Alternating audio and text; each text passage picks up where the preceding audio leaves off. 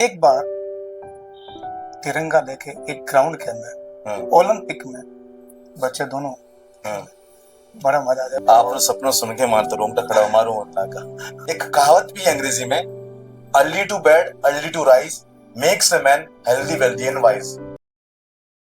साहब प्रकाश जी विष्णु हमारे साथ में मौजूद हैं और आगे बढ़ते हैं और इनसे सवाल करते हैं कि ऋतिक को आपने इतना बड़े फूल की तरह पाला पोसा बढ़ाया पढ़ाया, योगा के अंदर इतना प्रोत्साहित किया ताकि तभी तो ऋतिक कर पा रहे, जाहिर सी बात है।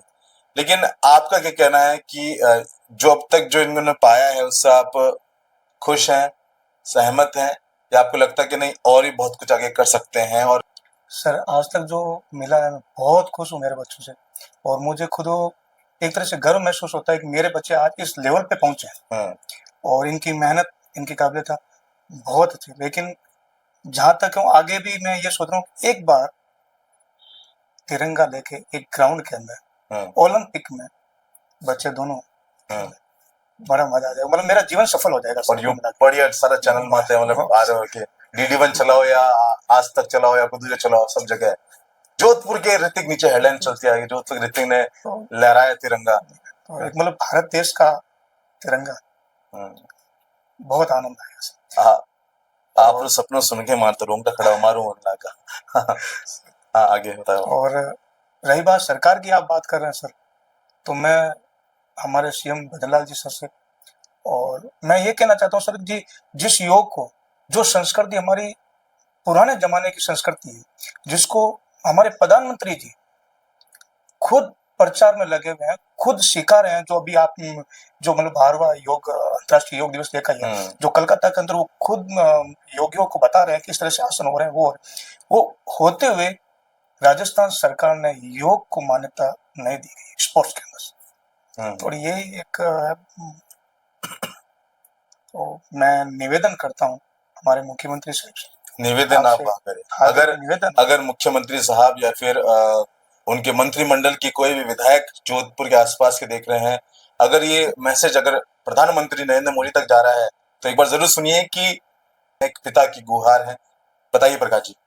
सर एक निवेदन है मेरा कि भारत के अंदर हर स्टेट के अंदर योग को स्पोर्ट्स मान्यता दे रखी है, लेकिन हमारे राजस्थान के अंदर ही जो डबल इंजन सरकार होते हुए और जिनका प्रतिनिधित्व हमारे प्रधानमंत्री साहिब कर रहे हैं, तो आपसे एक ही निवेदन रहेगी कि आप योग को स्पोर्ट्स के अंदर मान्यता प्राप्त करें। प्रकाश जी मान्यता मिलने के बाद क्या बदलाव आएगा, आपको क्या लगता है? सर बहुत से खिलाड़ी जुड़ेंगे। मैं ये देखता आया हूँ कि जहाँ बच्चों में एक उत्साह होता है योग करें, आते हैं 10-15, मैं खुद देखता हूँ, जब उनको बाकी चीज सुन रहे हैं कि भाई आपको मेडल का क्या लगा, तो सर एक टंगा है ये तो लगे हुए हैं सर, मेरे बच्चे लाते हैं, हमें बहुत खुशी होती है। लेके आए, अच्छा फंक्शन करता है, लेकिन उसके बाद में खाली एक लटका के पड़े हैं बस कि मेडल आए। तो ये चीज बाकी खिलाड़ियों में नहीं, उन्हें एक वो उत्साह होना चाहिए। बाकी मैं क्या चाहता हूँ, योगासन जो है हमारे देश, हमारे भारतवर्ष से निकली हुई एक पद्धति है, योग पद्धति जिसको कहते हैं। हमारे पुराने ऋषि मुनि करते आए हैं ना। आज भी आप कैलाश पर्वत या किसी पहाड़ी पे चले जाओ तो वहां पे आपको योगासन की अवस्था में आपको मिलेंगे कई ऋषि मुनि जो कई सालों से तपस्या करते आ रहे हैं। चाहे आप बड़े बड़े राक्षसों की बात करो, देवताओं की बात करो, तो उन्होंने भी योगा करके ध्यान करके अपने इष्ट का उन्होंने वरदान प्राप्त किए कई सारे, चाहे ब्रह्मा जी से मिले हो, चाहे शिव जी से मिले हो, चाहे विष्णु जी से मिले हो। तो ये योगा बरकरार रहे, इसके लिए मैं तो सबसे निवेदन करना चाहता हूं कि आप योगा को अपने जीवन से जोड़ लें, निद्रा को छोड़ें, आलस्य को छोड़ें, सुबह जल्दी उठें। और एक कहावत भी है अंग्रेजी में, early to bed early to rise makes a man healthy wealthy and wise. अगर आप सुबह जल्दी उठेंगे और रात को जल्दी सोएंगे तो आपका जो शरीर बहुत ही एक अलग रहेगा, आपको स्वस्थ रहेगा।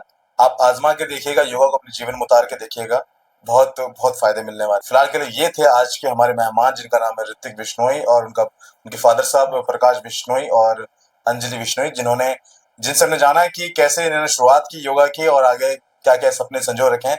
हम तो यही प्रार्थना करेंगे कि भविष्य में आगे जो है, जो भी है, अपने सपनों को संजोएं, अपने सपनों की जो उड़ान है उसे और आगे भरें और उन्हें प्राप्त करें और देश का, समाज का, जोधपुर का नाम रोशन करें। पहले इसी के साथ इस वीडियो को शेयर करिएगा, कमेंट जरूर करिएगा, अपना प्यार विश्वास में बरकरार रखना। मैं हूं आपके बीच में आपका दोस्त दीपक, रिविल जोधपुर से। धन्यवाद।